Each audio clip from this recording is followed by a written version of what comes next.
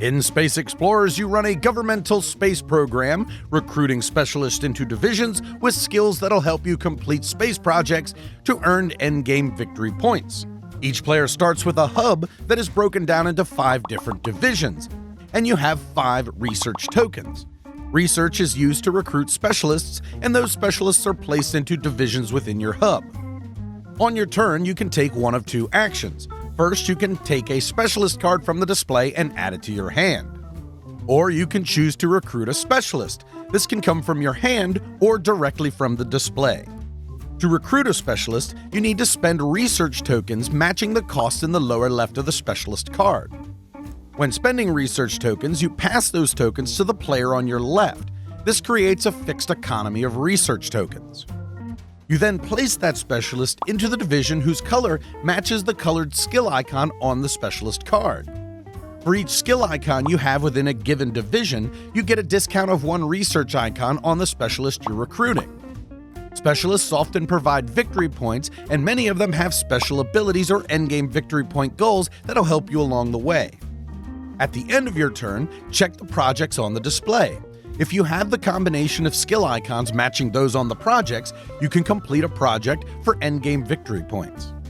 The end of the game comes when a player recruits their 12th specialist or all the projects have been completed. Players count up their points on projects and specialist cards, and the player with the most points is the greatest governmental space program administrator of all time. Space Explorers. Now, this is one that I was extremely excited about because I am a sucker for the space race. I love games that have the theme of the space race. And I got it. It has absolutely beautiful artwork. It's got this cool 1960s style of artwork. Even the card stock, the artwork they use in the cards, the coloring of the cards makes it look old. I love that. I love it. Thematically, though, it fell very short for me when it comes to the space race. Really, artwork is the theme of this game. Other than that, it's just buying cards to get more cards to get victory points. It could be any theme whatsoever because it's been done before. This game is basically Splendor. In that you're mining gemstones to buy bigger mines to mine more gemstones that give you victory points. This one is the same thing, but I will say that I'm happy that this game is very similar to Splendor because my family loves Splendor.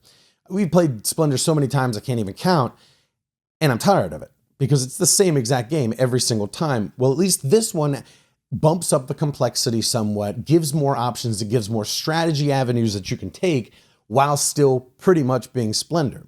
So, gameplay-wise is where this game comes in. Since there's no theme, gameplay is where this game's got to hit. So, the changes they made from the basic concept of Splendor are great.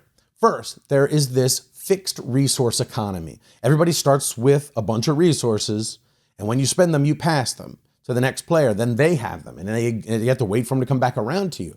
So there's not many of everything, and you have to wait for it to come to you for the most part. So this adds a lot of strategy to the game, right? Like you can see what somebody really wants to use. You can deny that of them so that you can stall their game while you're trying to build your own game. Really neat how you can watch everybody and use that economy to your benefit. But there's one problem I find with it. Now, of course, if this is all there was in the game, you could tell that the game would start to stall if somebody started hoarding stuff. So there is this extra mechanism where you can spend a card, you can put a card back onto the display, and that'll give you 2 wild resource icons. So you can spend like 3 cards and just build anything, right? So what this does is it stops that stalling that happens, but I believe that it cheapens the concept of the fixed resource economy. Because eventually in mid-game, it just starts happening a lot. People spending a lot of wilds to build their stuff and just ignoring everybody else and their resources and having resources almost like a luxury, which I think is kind of sucks because the game had this really neat concept of a fixed economy and then spoils it by adding something where you can circumvent it. I think maybe if they come up with a different way to help with that stalling instead of using wilds, the game would be much better. It doesn't spoil the game, it just cheapens that concept a little bit. Now, the second thing that makes this game much better than Splendor, in my opinion, is the fact that the cards that you build many times have abilities on them. Now, this is nothing new in games. Cards with abilities are everywhere. But Splendor didn't have that. This does. And that adds replayability for me. because I can try and build a really cool combo of abilities that help me do other things. End game victory point conditions, being able to build things easier, icons that I always have available to me, all kinds of different things. And there's a ton of them. And kudos to them for adding this fantastic player aid. Everybody gets this giant card that has every card in the game on it. So you can just read them because everything's iconography. But this player aid is really well done. This adds tons of replayability for me. Splendor, I played that thing out. I mean, every game's going to be the same as it was as the last game. At least this game has it going for it that I can try something new every time, try to get different abilities, and I'll feel like I'm playing a different game each time. So all in all, this game's very well done.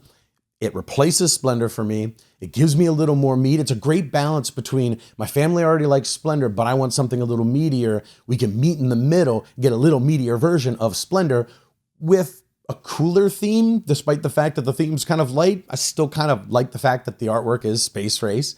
And I do want to mention that in the overview there, I had a big mat, like a mat in the middle of the table. That does not come with the retail version of the game. You have to buy that separately. And you don't need it, but it certainly makes things look better. So if you want that, you can probably get it from their website or something, but it doesn't come with that. You'll just have cards on the table in a regular retail version.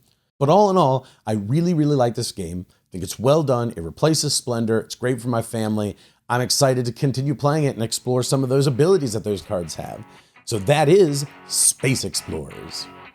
Thanks so much, everybody. If you've enjoyed this video, please do us a giant favor by subscribing to the channel and clicking that wacky bell icon. If you're into board games, miniatures games, role-playing games, we have a bunch of audio podcasts you might enjoy. You can find those at thesecretcabal.com or on iTunes and Stitcher.